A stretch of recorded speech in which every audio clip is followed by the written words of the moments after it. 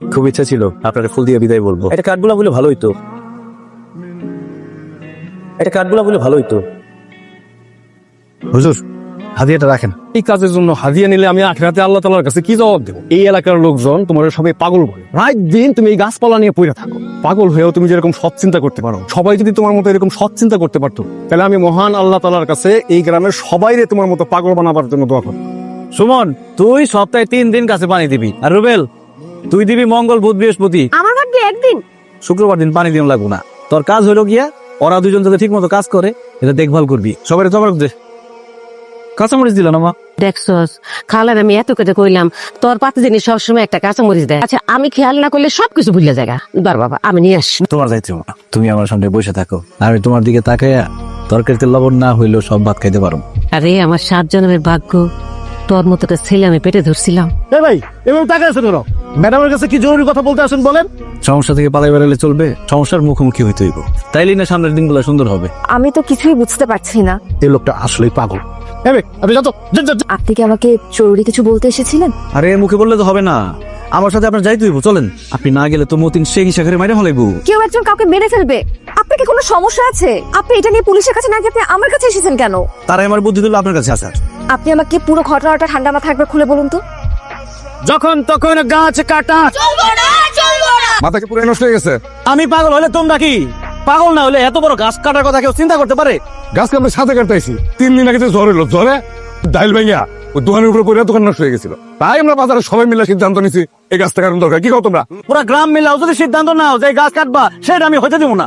এই গাছ আমরা কালকে কাটবো, পারলে তুই পাল্লা দিস। আই সি, ইশাখা একটা গাছের নাম। আমাদের গ্রামের সবচেয়ে মুরব্বী গাছের নাম। এখন যদি আপনি আমার সাথে গিয়ে তাদেরকে না আটকান, তাহলে দুই শাখার আর বাঁচাতে পারুন না। রাখেন, এখন চলেন।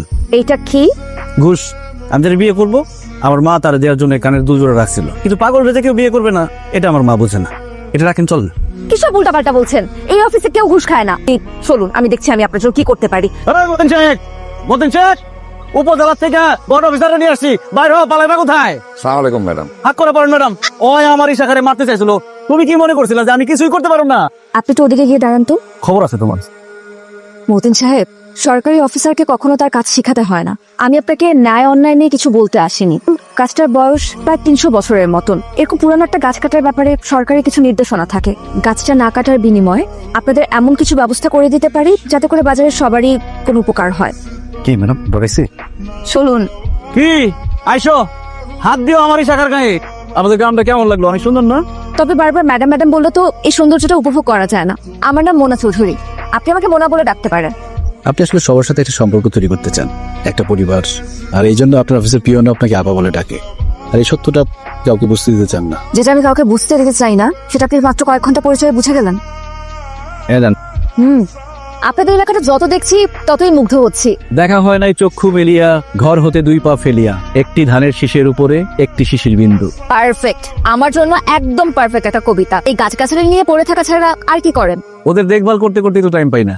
তবে আগে হাই স্কুলের টিচার ছিল, সায়েন্সের টিচার। বলে চাকরি ছাড়লেন কেন? চাকরি চলে গেছে, ওই যে মাথায় সিট আছে। আপনি কি সত্যিই পাগল? সকাল থেকে কিছু অদ্ভুত অদ্ভুত কথা বলেছেন, তাতে করে তো আপনাকে পাগল বলে মনে হয় না। আপনি দেখি একদম আমার মায়ের মতো কথা বলেন। কিরে মা, কি হয়েছে? দেখো বোকা, খালি কান্দে। আশেপাশে তোর জাতের কোনো গাছ নাই, এজন্য একলা একলা লাগতেছে। তোর কান্নার কথা শুই না, তোর দেখতে মেহমান আসছে। এখন কি মনে হইতেছে আমার মাথায় সিট আছে? কিঞ্চিত। তাহলে তো হইলই, সময় থাকতে ভাগেন। জীবনটা নিয়ে আপনি যেভাবে খেলতে চাইবেন, খেলাটাও সেরকম হবে। এই জন্যই আপনার বলছিলাম, অতীত আর বর্তমান রে মুখোমুখি দাঁড় করায় দেন। দাঁড় করায় দিয়ে দেখেন কে বেশি জরুরি। সত্যি করে বলুন তো, আপনি কে? কিছুক্ষণ আগে আপনি এমন কিছু কথা বললেন, মনে হলো আপনি আমার অতীত থেকে উঠে আসা কেউ। পাগল তো আপনি না। এই বিশ্ব ব্রহ্মাণ্ডে আমরা কেউই কেউ না। ও বাবা, আমারে না বলে দুজোড়া নিয়ে গেছিলি কেন? যার জন্য দুজোড়া নিয়ে গেছিলি সে দেখতে কেমন? দেখতে সুন্দর আছে, মনটাও সুন্দর, তার মনে না অনেক কষ্ট। ভাবতেছি তার বিয়ে করে হলো না, করলে মন্দ হয় না। তারে বিয়ে করলে তার ভয়ে কেউ আমার গাছের কোনো ক্ষতি করার সাহস করতে পারবো না। মেয়ে তোরে ভালোবাসলে এবার চলবো বাবা। দুনিয়াতে মায়ের ভালোবাসার মতো আর কার ভালোবাসা হয় নাকি? কালকের ওই লোকটা আবার আসছে। জাহিদ সাহেব, আজকে আবার কার নামে নালিশ করতে এসেছেন? প্রস্তাব নিয়ে আসছি। কি সেই প্রস্তাব? তার আগে বলেন, চা খাবেন? না, চা খাবো না, সরকারি অফিসের চা ভালো হয় না। এই যে মুখের উপর না করে দিলেন, কিভাবে পারেন এত সরল ভাবে বলে দিতে? আচ্ছা বলুন, কি প্রস্তাব আপনার? বিবাহের প্রস্তাব। আমার মারে আপনার কথা বলছি, সে রাজি আছে। আপনার সাথে আমার বিবাহে মায়ের কোনো আপত্তি নেই। আপনি তো দেখি আপনি কিসব উল্টাপাল্টা কথা বলছেন। আপনি কিচ্ছু বলছেন নাই। আপনার সাথে আমি শুধুমাত্র একটা দিন ঘুরেছি বলে আপনি মনে করেন এটা প্রেম? যান, বের হয়ে যান। মারে কি বলবো তাহলে? আপনার যা খুশি বলেন, শুধু আপনি আর কখনো আমার অফিস আসবেন না। আপনি কি আমার কথা বুঝতে পারছেন না? আমি আপনাকে যেতে বলেছি, যান। পারলেন না? অতীত আর বর্তমানের মধ্যে কোনটা জরুরি সেটা বাছাই করতে পারলেন না।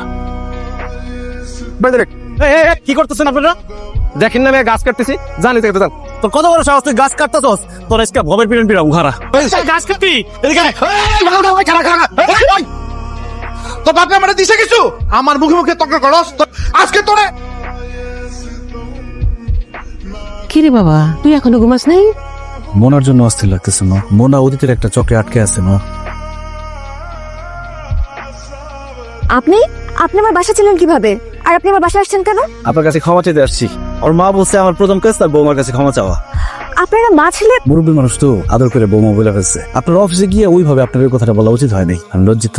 এখন আপনি যদি আমার ক্ষমা না করেন, আমার মায়ের মনে কষ্ট লাগবে। ঠিক আছে, এত করে বলতে হবে না। আমিও সেদিন একটু বেশিই বলে ফেলেছি। বসুন, আমার বাসায় প্রথমবারের মতন এসেছেন আপনি। আপনাকে এক কাপ চা বানিয়ে খাওয়াই।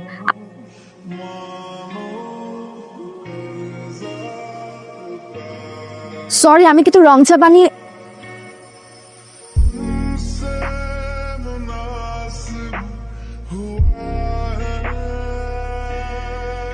শোয়েব, জাহিদ সাহেব লোকটা আছে না, তাকে তোমার কেমন মনে হয়? লোকটা যখনই আমার সামনে আসে আমার লোকটাকে স্বাভাবিক মানুষ বলে মনে হয় না। তুমি আমার একটা কাজ করে দিও তো, দীনেশ বাবুর থেকে ওই লোকটার ঠিকানাটা আমাকে একটু এনে দিও। জাহিদ বাড়িতে আছেন? জাহিদ, কেউ আছেন বাড়িতে? আসসালামু আলাইকুম। আপনি মোনা? জি, আপনি? আমি জাহিদের নানি হই। জাহিদ কি বাড়িতে নেই? বাড়িতে নাই, তো আপনি যে আসবেন ওইটা আমার বলে গেছে। উনি জানতেন আমি আসবো। আমি আসলে ওনার একটা জিনিস ফেরত দিতে এসেছিলাম। ওনার মা কি বাড়িতে আছেন? ওর মা থাকবো কেমনি? ওর মা তো সেই করোনা ব্যারামের সময় মরে গেছে। মা মারা যাওয়ার কিছুদিন পর থেকে তো ছেলেটার মাথায় গন্ডগোল শুরু হইল। দুনিয়াতে ওরা মা ছেলে ছাড়া আপন ঘর কেউ আসছিল না। অনেক মা ভক্ত ছিল ছেলেটা।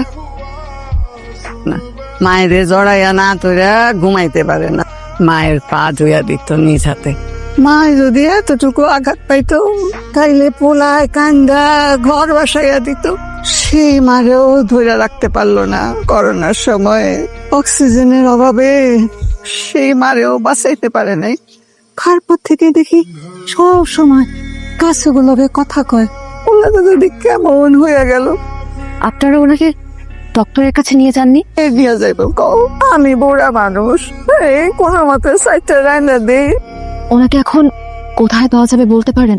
সে কোথায় আছে সে তো বললো এইটা আপনার জানা আছে। আমি আজ আসি। আরে মাত্র 2 ঘন্টা ছিলাম না, ইবলিশ যে কাজটা করলো, আমি ওষুধ দিয়ে দিতেছি। আসছেন? আমি জানতাম আমার কোথায় পাওয়া যাবে, আপনি ঠিকই বুঝে ফেলবেন। কি করে জানতেন? নারীর কাছ থেকে সব জানা আসছেন। আমি যে আসলেই পাগল এটা বুঝতে পারছেন? আপনার মনের ভিতরে একটা অন্ধকার আছে, সেখানে গিয়ে আর কিছুই দেখা যায় না। তবে এখন কেন আসছেন সেটা আমি জানি। আপনার ট্রান্সফার হয়েছে, অতি দ্রুত চলে যাবেন, সেটা জানাইতে আসছেন। তবে শুধু সেটা জানাতে না, এটা ফেরত দিতে এসেছি। জোরে আপনার কাছেই থাকুক। কিন্তু আমি তো পাগল, পাগলের কাছে এসব জিনিস অপ্রয়োজনীয়। আমার মা যে কারণে দুজোড়া রেখে গেছে, আমি কোনোদিনও সেরকম মানুষ খুঁজে পাবো না। আপনি অনেক ভালো মনের একজন মানুষ, ধরে নেন এই দুলজোড়া আমার পক্ষ থেকে আপনার জন্য উপহার। যেদিন অতীতের অন্ধকার ছেড়া সামনে আগাইতে পারবেন, মনের মতো কাউরে খুঁজে পাবেন, সেই দিনে দুলজোড়া পড়লেন। খুব ইচ্ছা ছিল আপনার ফুল দিয়ে বিদায় বলবো। এটা কাঠগোলাপ বলে ভালোই তো, কিন্তু সেটা এখন সম্ভব না। ইশাখা অসুস্থ,